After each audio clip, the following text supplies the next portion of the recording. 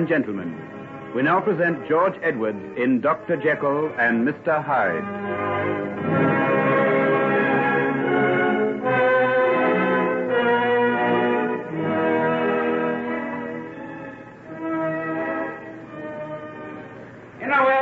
In the Welby, change here for Rochester. Good day, Mr. Jekyll. Expecting the young gentleman home today? Yes, he should be on this train. Ah, there he is now. Henry! Henry, my boy. Father, my word, it's good to see you again. It is indeed. What luggage have you got? Oh, just this handbag and a fair-sized trunk in the van. I'll get Watkins to see about it, and we'll go out to the carriage. Your mother's waiting there for you. She's been a little poorly, and I thought it wouldn't be wise for her to come onto this drafty station. Nothing serious, I hope? No, nothing at all.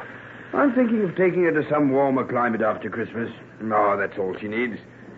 It's been terribly bleak and cold for the past few weeks. Henry! Why, Margaret, you here? What are you doing here, Puss? We tried to keep her in the carriage as a surprise for you, Henry. I caught a glimpse of him coming along the platform, and I just couldn't wait. When did you come down from London? 2 days ago. I almost let the cat out of the bag in my last letter to you. Have you finished all your exams? Every one of them. I haven't got a thing to do but enjoy myself for the next 7 weeks, and then back to work again. Well, we'll forget all about that. You're looking a little thin and pale, my boy. You need some racing over the moors with Margaret. And a little less of the midnight oil. Just exactly what I intend to do. How are the horses, Father? In fine fettle. Eating their heads off and spoiling for some good hard exercise. Oh, Margaret and I will attend to that, won't we? We will indeed. There's a meet tomorrow morning at Wickham Barns, Henry. I told the squire you would be sure to be there. A meet? Oh, how good that sounds.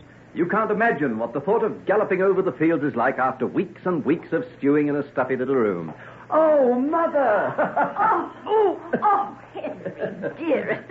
Oh, what a great big bear you are. Why, you've left me breathless. Henry, dear, you mustn't lift me off my feet like that. Why not? You like it? And you're blushing, too. I should think I would, in front of all these people. Well, then, come on. Let's all get into the carriage, and I can hold your hand under the rug. You shouldn't have come out into the cold anyway, Mother. She couldn't bear to let Margaret get in ahead of her. Then I shall sit between you and hold both your hands. Oh, you just don't know how marvelous it is to be home again.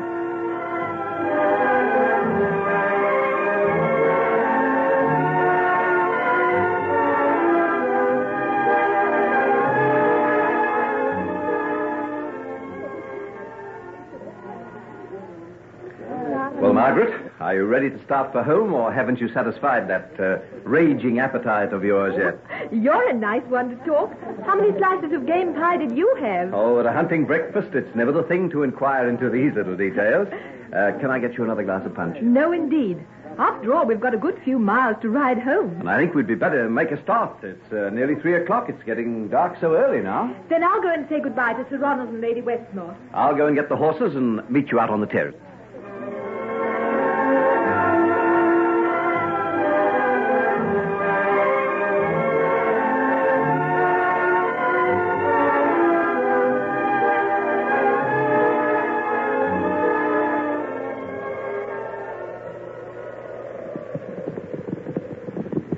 I think we'd better hurry, Margaret.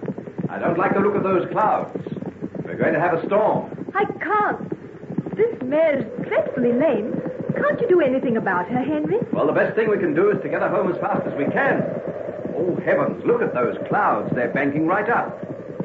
Oh, we'll be catching it any minute now. Look, Henry. What's that over there? Isn't it some sort of a barn? We could go in there and shelter for a while. Oh, this storm might last for ages. I think we'd better push on. No, I don't think it will. It might be over in half an hour. Whoa, it's beginning to snow. Come along, let's get out of this.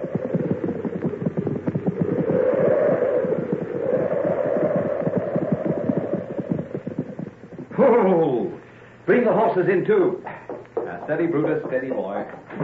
Can you manage, Clytie? Yes, easily. There. There's a good lad. Now, steady. Oh, just out of that in time. My word, it's blowing a regular blizzard. Welcome to my castle, young lady and gentlemen. Oh, what's that? You didn't see me here. I came out in the storm as well. The cold's harder on old bones than young. See, I've got a little bit of a fire going here in this old fireplace. If the young gentleman had fetched a few more of those sticks over in the corner, we'd soon have a fine blaze. Why, yes, certainly. That's a good idea. And the young lady can sit down here beside me. Don't look so startled, my dear. I'm only old Mother Haggerty.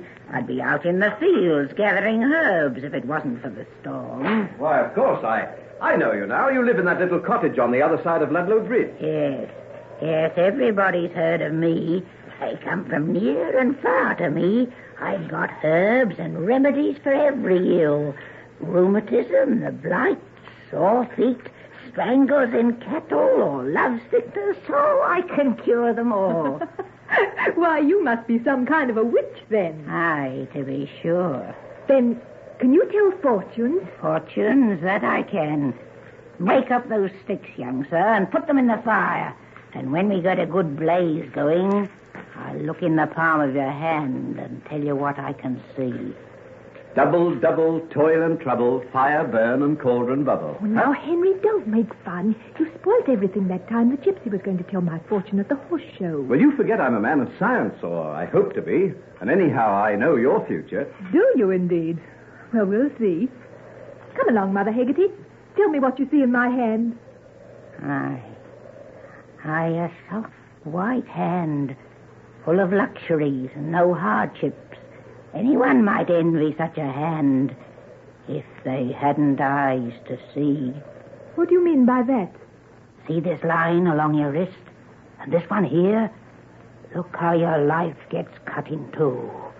Aye, there's a load of sorrow in your hand, my pretty one. You see, Margaret, you're not going to have everything your own way after all. You may mock at me, young man, but you'll not laugh a little later on. You'll remember what I say to you today. Show me that fine white hand of yours. Come along. Hold it out. What are you waiting for? Why, Henry, I believe you're afraid of what she might say. So you do believe her after all? Believe? In this hocus-pocus? Then hold out your hand. Turn it towards the fire so that I can see. Here you are, then. Let's hear it all. The other one. I need to have them both.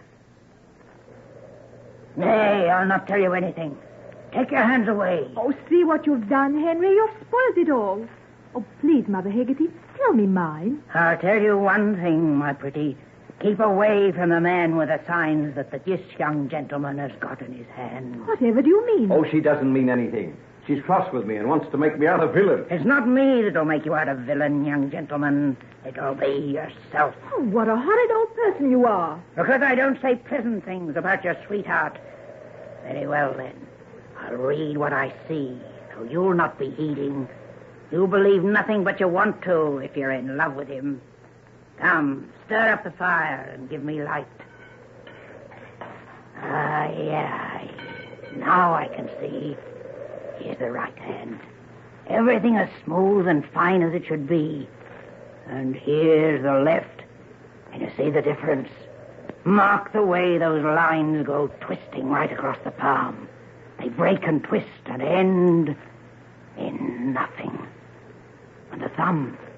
Aye, that's a main queer thumb to grow on such a fine, strong hand as yours, young gentleman. What's that got to do with it? You don't like it either. Come along now. Don't jerk away like that. You want to hear, so let me see some more. Yes, Henry, let her. You'll be wise to listen, young lady. It may save you a mite of gray hairs and sorrow if you do. Oh, let's get out of this. I never heard such a lot of nonsense in all my life. You're telling us nothing. All you do is mutter and mumble and drop hints. Aye, then I'll be telling you. One hand's the good in you, and one's the bad. And what's this I see? Mercy on us, is it a man's death? And you still so young? What do you mean? Your own heart will tell you, am I right or wrong? Did no one die because of you, and not so long ago? Stop it. Let go my hand. Aye, and that's not the whole of it.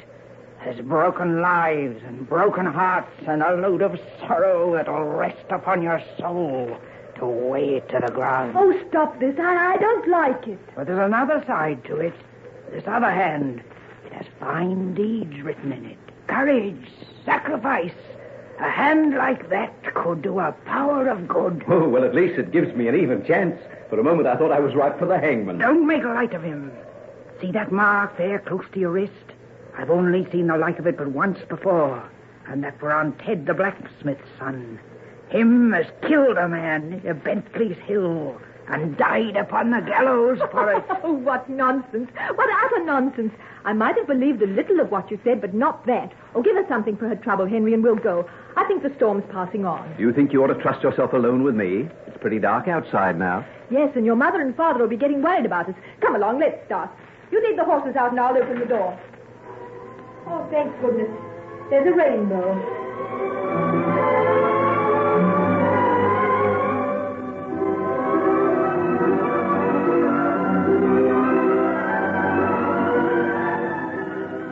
Why, my dear children, I've been worried to death about you. Margaret, you're soaked through. Go up and change at once. Couldn't you find anywhere for shelter? Well, we went into a sort of a tumble-down barn for a while. Yes, and found the most weird old creature there. She told our fortunes. Oh, it wasn't old Mother Hegarty, was it? Yes, what a horrible old thing she is. She told us all sorts of beastly things. Mother Hegarty did. Why, she always seems the most kindly old soul. She's a little mad, of course, but I've been told she was quite a brilliant woman once. Her husband was a chemist and did all sorts of experiments. That's how she gets such results with her herbs. She learned it from him. She may be a good chemist, but I hope she's a bad fortune teller. Oh, it's chiefly character analysis, you know. I've heard that she's quite amazing at it. Though why anyone should want to be told what their character's like, I can't imagine. Surely everybody knows themselves. Dear little mother. If only all of us were as simple, as uncomplex as you. Instead of being like Henry, outwardly a saint, inside a sort of monster. What on earth are you talking about, dear? Well, that's what the old woman said. And what are you going to do about it, Margaret? Do? I'm going upstairs to have a bath and a rest, and then I'm going to get dressed and go off to the hunt ball with you, you double-dyed villain. In spite of the threat of the gallows? In spite of everything, Henry.